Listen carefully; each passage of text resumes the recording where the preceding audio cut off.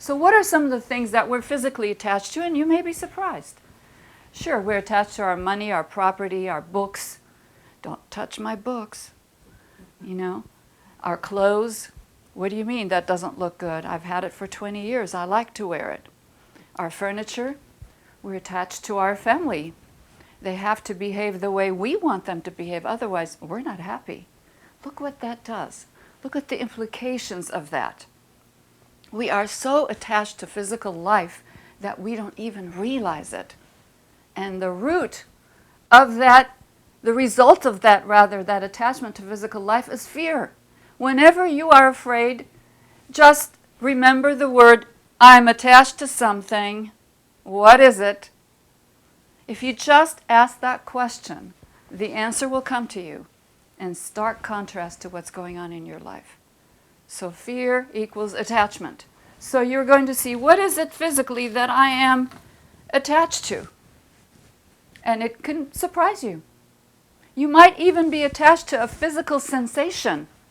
That's what addictive behavior is all about, isn't it? So remember that. You could be attached to your furniture being in a certain way, the time you eat your meals, the way you set your table. You see, can you do it different? Are you attached only to the way things are done your way? So remember that. That's the physical. How about emotional attachments? Oh man, are we emotionally attached? And the worst is emotional attachments when somebody brings it up and your stinger goes up. What do you mean I'm attached? I remember somebody not long ago said, Gita, whenever I am in such and such group, I feel their hatred. I feel their jealousy. They're envious of me. And I said, could that be something to do with you, maybe? No, I'm going to tell the truth about what's going on in my life, and I want you to know the truth. And I said, yes, and what's inside you that's bringing that out and interpreting maybe somebody's a little bit abrasive statement in a way that may suggest jealousy to you. Can you look at it? I said, do it, because you really, otherwise you can't get along in any group then. You see, how you interpret things, emotional patterns that we have, the glamors that we build through our life, our protective mechanism, really rule us. So when you have a recurring emotional issue in your life, that is life telling you that there is some kind of an attachment here that you need to look at. Okay? So whenever you hurt from something, you feel discomfort from something, observe it. Immediately observe it. Don't say, oh, you know, they're wrong, and if everybody would just straighten out, I'll be happy. You know, we do that, don't we? In some sense, we do. Parents do it all the time. If my children would just behave, life would be great. Well, they don't belong to you. Okay? It's that simple. You are the custodian of your money, of your material things, of your husband and your wife, of your children, your dogs and cats, and that's it. Just for this lifetime.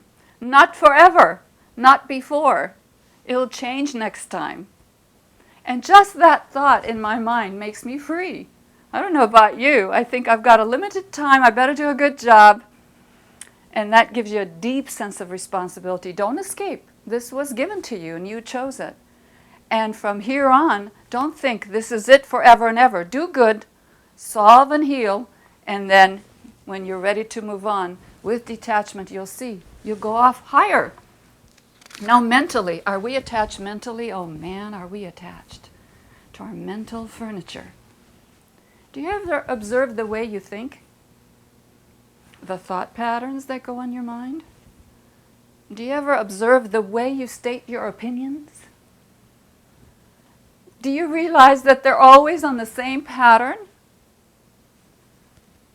Do you observe the way you talk, the way you discuss, the way you write? How much is dependent on your professional education, your training, your family, your mental patterns that have been built like grooves? I'm not saying it's easy to detach from them, because when they are a pattern in our mind, emotion, and body, they are solid patterns, and they need work. They need work. And you know how to do it because you do it every day. Okay? So we are attached, man, to so many mental things. It's unbelievable. So I want you to think about it. What am I attached to? Are you spiritually attached? Whew. Those are the worst attachments. Religious fanaticism, separatism. My books are better than your books. And by the way, my master is better than yours. And my God, he's the best. There are no other gods except the way I see God. Okay, what about my zodiacal sign, my rising and my moon? They're the best. And rays, hey, I have the best ray combination in the world. And all these other riffraff who are 6th ray or 2nd ray, they don't, I hear this all the time, don't you? Well, think about it. Think how you are stuck to your zodiacal sign even. Think about it. How you feel that that's limiting you. The life did not create 12 zodiacal signs so we're stuck in one. Didn't create life through 7 rays so we're stuck in one. At the end of the day, we are going to be masters of all of them. That's what a master and a Tara of wisdom is all about. There's no identification with one form or one expression. It is to be able to utilize all of them in co-measurement. That's the key. Okay? It is just like you have your facility with French, and you go to France and you speak French. You go to Germany, you speak German. You come to the United States, you speak English. It doesn't matter. You're speaking. At the end of the day, you realize everybody understands no matter what you're saying because you are talking from your soul. That's where it's coming from. So we have spiritual attachments to our teachers, our books, our rays, whatever, and that's not a good thing. That's not a good thing. There's only creation. There is hierarchy with great ones. There are many religious expressions and spiritual expressions. Some may be really appealing to you. Great. Some may not. Fine. But we don't have to put them down. We can detach from even our own belief systems. Okay? Why? Because the teaching is always unfolding, always opening, always growing, and we have to be up to date, even in the teaching.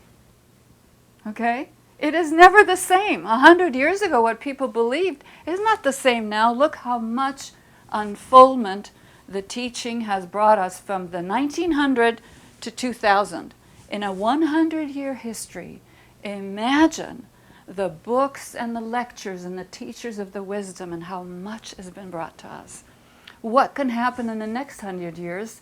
Well, we got to detach so we can find out. Isn't that beautiful? So when we are detached, the key is we are fresh. No matter how old we are fresh. And I love people like that. And I tell you, I'm not going to be a grumpy old woman. I'm going to be fresh and young in my thinking and feeling, even to the next life. It doesn't matter how wrinkled I get and how old I get. And I love that example that I see around me from my brothers and sisters, from my family. They just don't become grumpy old people. That's horrible. You don't want to be like that. So you are fresh. You are open. You are forward-thinking. You're always learning. Something is always interesting for you. And you have friends of all ages. One of my most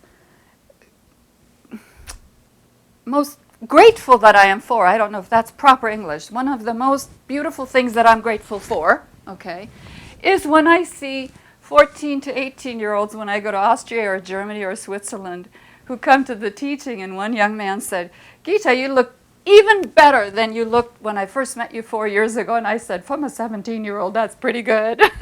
That's really good. And it was so beautiful. He was saying something that I understood. It wasn't my looks.